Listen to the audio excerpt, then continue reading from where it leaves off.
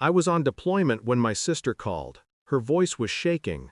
Your wife's new boyfriend just slammed your son's head through the TV screen. I heard him crying in the background. He said he'll do worse tomorrow. The line went dead. My commander overheard everything. Grab your gear. Emergency leave approved. I didn't thank him, didn't blink. I just packed. It wasn't the kind of flight where you pray or stare out windows thinking about home. This wasn't homecoming. It was a return to a battlefield I didn't remember leaving. 12 hours of silence later, the plane touched down. I didn't go through the front door, didn't call the cops, didn't knock. I wanted to see what kind of man hurts a child and sleeps afterward. She looked surprised when she opened the door, more surprised than happy. Her hair was messy, her robe half-tied. There was a beer can on the counter behind her and a pair of boots that didn't belong to me. "Didn't expect you back," she said softly. "No," I replied, "you didn't." Her eyes flickered. Guilt or calculation, I couldn't tell. Maybe both. My son sat on the couch holding an ice pack to his head. My daughter beside him, silent, eyes red. He looked up at me, small and scared. That's when I saw it. Finger-shaped bruises along his neck. I looked back at her. She looked away. He came downstairs then, the boyfriend. Bigger than I expected. Confident in a way men only are when they've never faced consequence. "You must be the husband," he said.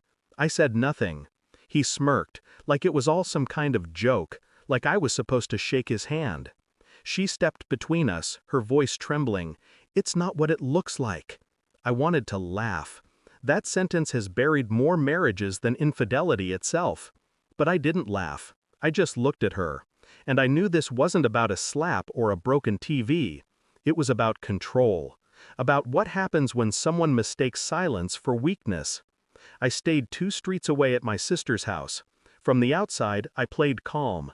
Inside, I was dismantling every lie she'd built. Phone records, bank statements, a hidden Venmo account, her name linked to his, dinner receipts, hotel bookings, all while I was overseas wiring money to keep the house standing. The betrayal didn't surprise me. The cruelty did. He wasn't just using her, he was using my kids as leverage, teaching them to fear, not to trust.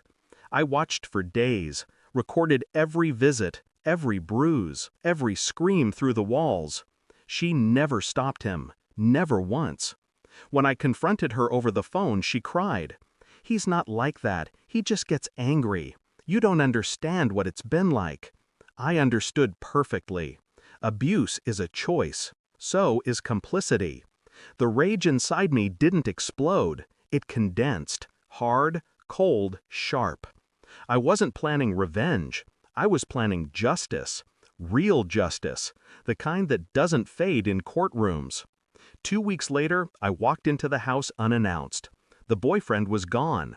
She sat at the table, face pale, scrolling her phone with shaking hands. I dropped a folder in front of her. "What's this?" she asked. "Everything," I said. Inside, screenshots, messages, video stills, the hospital report from my son's concussion, police statements I'd already filed, and a court order granting me full custody. She froze, then her lip trembled. How did you?" "I was trained to see through lies," I said. "You were just too small to notice." She tried to reach for me. "Please, I made a mistake." I smiled faintly. "No, you made a decision." Her boyfriend walked in then, carrying groceries. He stopped when he saw me. I looked at him the same way I looked at men through a rifle scope, calmly, without emotion. "You should leave," I said. He did, without a word. She followed me outside, sobbing. "What are you going to do to me?" "Nothing," I said. "That's the point." Her eyes widened, confusion mixing with fear. "I'm done carrying your chaos," I told her. "You wanted freedom? This is it. No money, no children, just silence." I turned away as she sank to the ground, gasping. The kind of gasp people make when they finally understand loss, not of love, but of power. I didn't look back. There's no satisfaction in watching the guilty fall. only peace in walking away first. I found my son that night sitting in his room building a Lego tower. He looked up at me and said, "Is he gone?" "Yes," I said. "He won't hurt you again." He nodded, went back to building, piece by piece. I stood there for a long time, watching his hands move, steady, patient. Some things, I realized, rebuild themselves quietly. You just have to clear the wreckage first. Later, I sat alone on the porch, the night still, my uniform folded beside me. There are no medals for this kind of war, no victory parade, just the silence after a storm, and the knowledge that this time, the right person walked away. Thanks for watching. Don't forget to like, share, and comment. Subscribe now to Cheating Stories Insight World for more amazing stories.